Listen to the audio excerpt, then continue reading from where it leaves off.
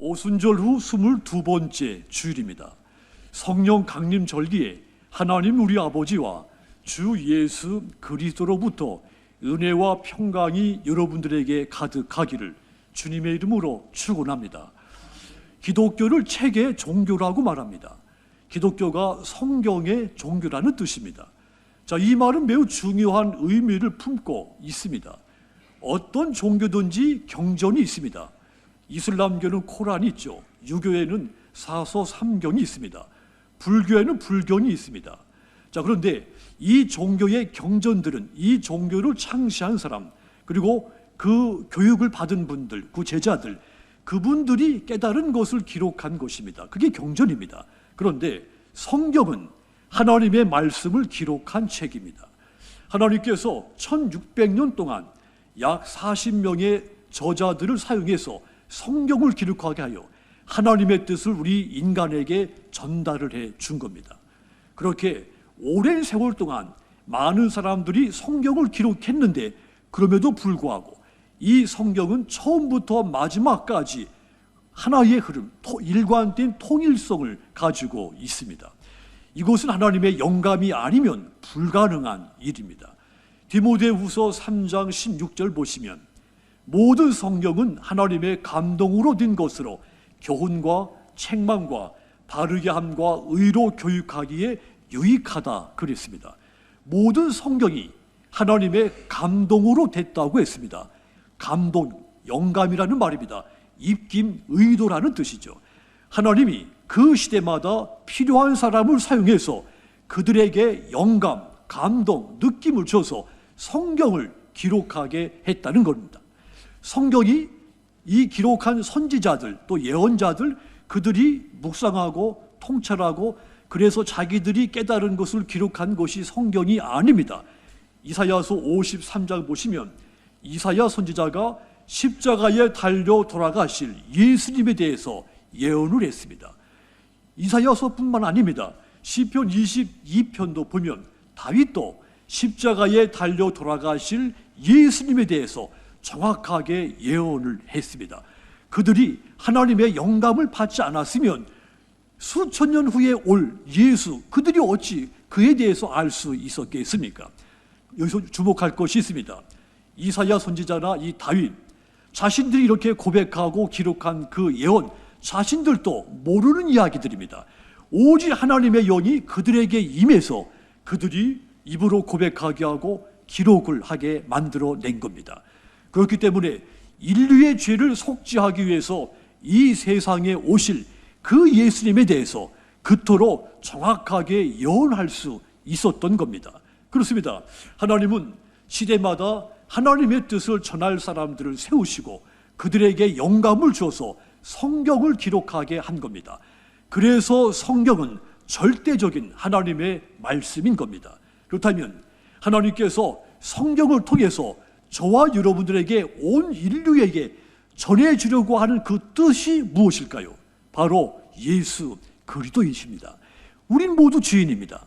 그 죄는 우리 힘으로는 해결할 수가 없습니다. 그 죄가 우리 삶을 끊임없이 짓누르고 괴롭게 하는 겁니다. 바울의 탄식처럼 그 죄가 우리를 곤고하게 만드는 것입니다.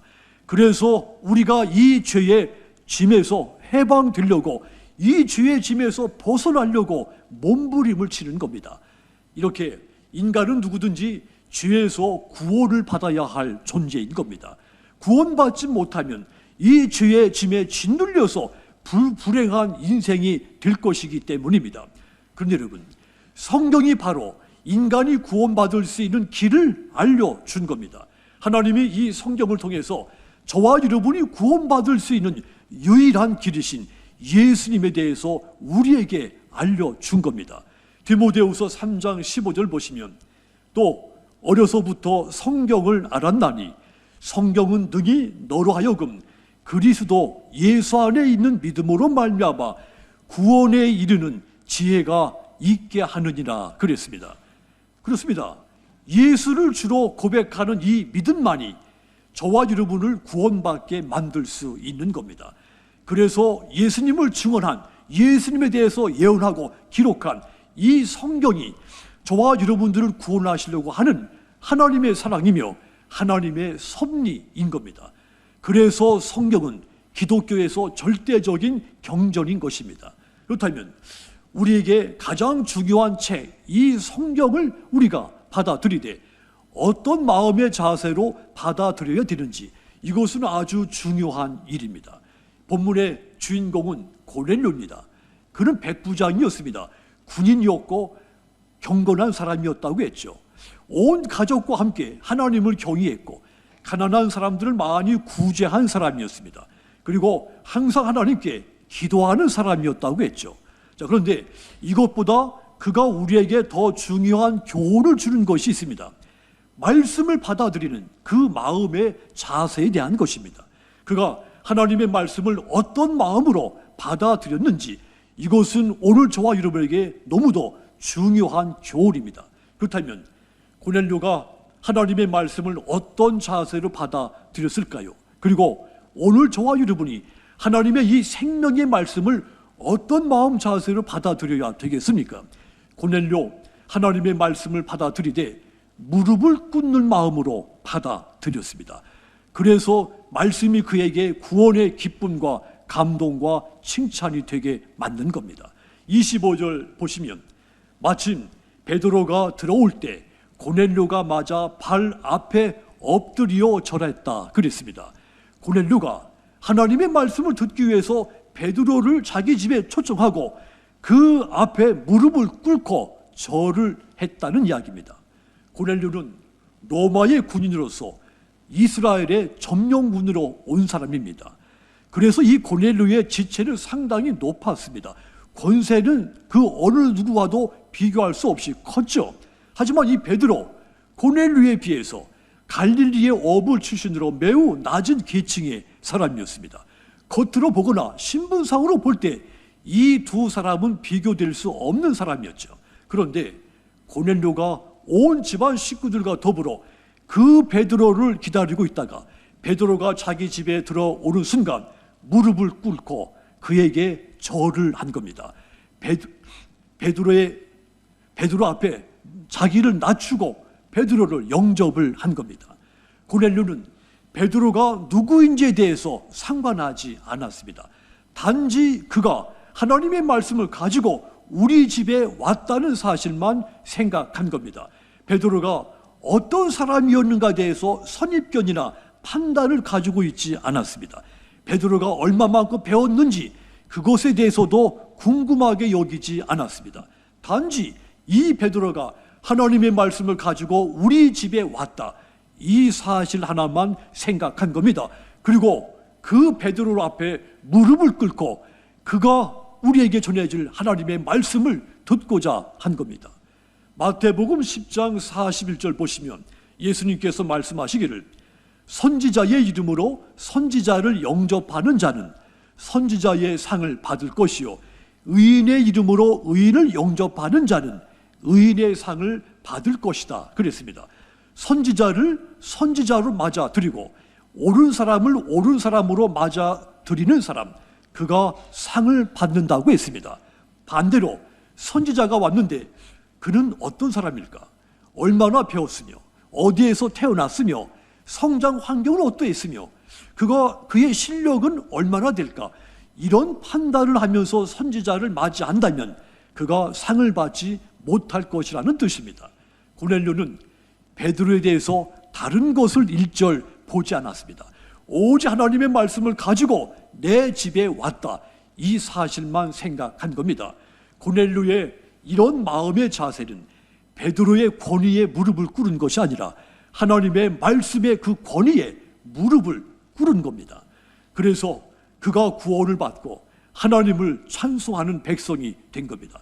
그가 얼마나 공손하게 무릎을 꿇었는지 우쭐하기 좋아하는 이 베드로조차도 황송해서 어쩔 줄을 모를 정도였다고 했습니다. 26절 보시면 베드로가 일으켜 이르되 일어서라, 나도 사람이라고 하면서 자기에게 무릎 꿇고 절하는 고넬료를 말리기까지 했다는 뜻입니다. 베드로가 고넬료에게 감동을 받은 겁니다. 무릎을 꿇는 마음으로 하나님의 말씀을 받아들이려고 하는 이 고넬료의 마음의 자세에 베드로가 큰 감동을 받은 겁니다. 이것은 오늘날 모든 성도들이 하나님의 말씀을 어떻게 받아들여야 될 것인가를 깨우쳐주는 말씀인 겁니다. 하나님의 말씀은 언제든지 우리 앞에 펼쳐져 있습니다.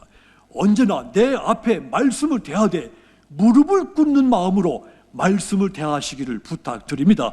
그랬을 때 이 말씀이 내 속에 큰 감동과 은혜의 물결이 일어나게 만들어 가는 겁니다. 그러면 여러분, 하나님의 말씀이 선포되는 곳이 교회가 되었든지 여러분의 구역 예배하는 곳이 되었든지 어떤 곳이든지 말씀이 선포되는 곳에 겸손하게 무릎 꿇는 마음으로 그 말씀을 받아들이시도록 부탁을 드립니다. 물론 때로는 설교가 내 마음에 부딪힐 때도 있습니다. 그럴지라도 말입니다. 하나님의 말씀을 무릎 꿇는 마음으로 받아들여서 그 말씀이 여러분들을 구원과 의의 길로 인도하게 되기를 주님의 이름으로 축원합니다. 또한 이 고넬료 어떤 자세로 말씀을 받아들였을까요? 들으려고 하는 마음, 오직 그 마음으로 말씀을 받아들였습니다. 33절 보시면 내가 곧 당신에게 사람을 보내었는데 오셨으니 잘하였나이다. 이제 우리는 주께서 당신에게 명하신 모든 것을 따라합시다. 듣고자 하여. 당신에게 명하신 모든 것, 당신에게 말씀하라고 하신 그 말씀, 모든 말씀을 듣고자 하여 그랬습니다. 지금 우리는 하나님께서 선생님께 지시하신 모든 말씀을 들으려고 다 같이 하나님 앞에 모였다, 이렇게 고백을 한 겁니다. 우선 당신의 말을 듣고 나서 믿을 것인지 믿지 않을 것인지 생각할 테니 와서 말씀을 들려주십시오, 이런 말이 아닙니다. 들어보고 나서 받아들이겠다, 이런 말이 아닙니다. 이미 우리는 하나님의 말씀을 들으려고 합니다. 들을 준비가 돼 있습니다. 이제 말씀만 하십시오. 하나님이 말씀하시면 그 말씀을 그대로 믿고 순종을 하겠습니다, 이런 뜻인 겁니다. 그러니까 이 고넬료 하나님의 말씀을 듣기 그 전부터 이미 순종하기로 결심하고 들으려고 하는 마음으로 말씀을 들은 겁니다. 세상 사람들은 무슨 말을 하든지 말이죠, 한번 들어보고 믿든지 말든지 하겠다, 이런 말을 가장 많이 하죠.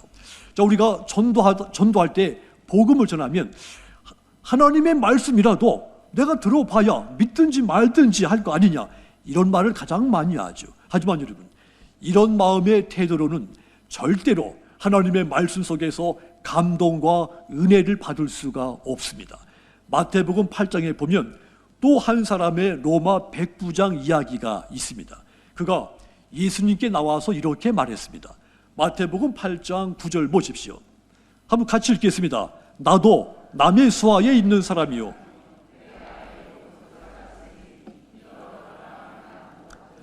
오라 하면 오고 내 정도로 이것을 하라 하면 하나이다. 주님께서 말씀만 하십시오, 그리고 나는 그 말씀대로 믿고 순종을 하겠습니다, 이런 고백입니다. 예수님이 자기에게 무슨 말씀을 하실지 어떻게 알 수 있습니까? 재산을 몽땅 바쳐라, 이렇게 말씀하실 수도 있습니다. 네 목숨을 바쳐라, 이렇게 말씀하실 수도 있지 않겠습니까? 무슨 말을 어떻게 하실지 전혀 알 수가 없는데도 불구하고 무조건 말씀만 하십시오, 그러면 그 말씀대로 믿고 순종하겠다고 한 겁니다.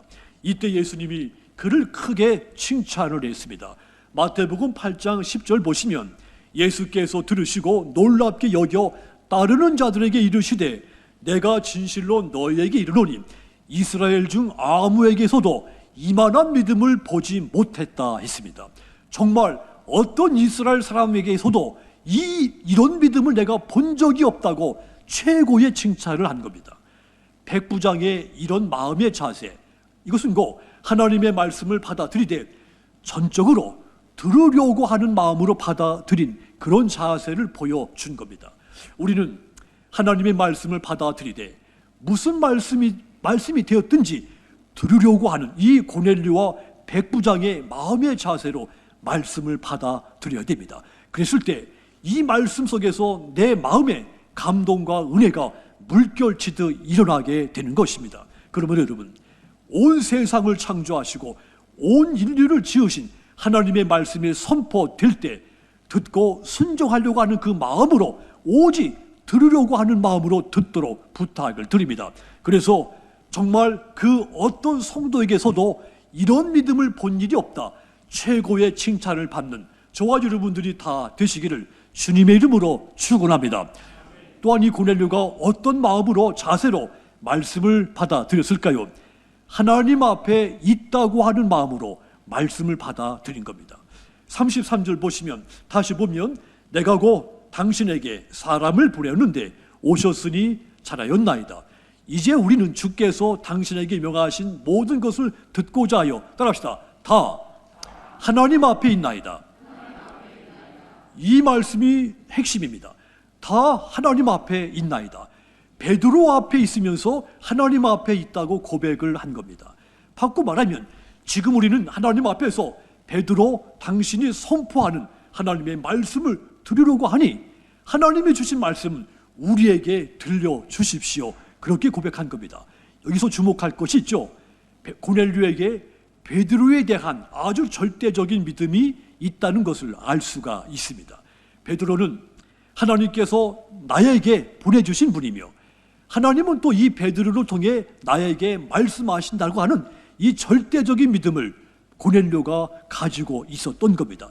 그래서 이 고넬료가 지금 베드로 앞에 있지만 하나님 앞에 있는 것이나 마찬가지라고 믿고 고백을 한 겁니다.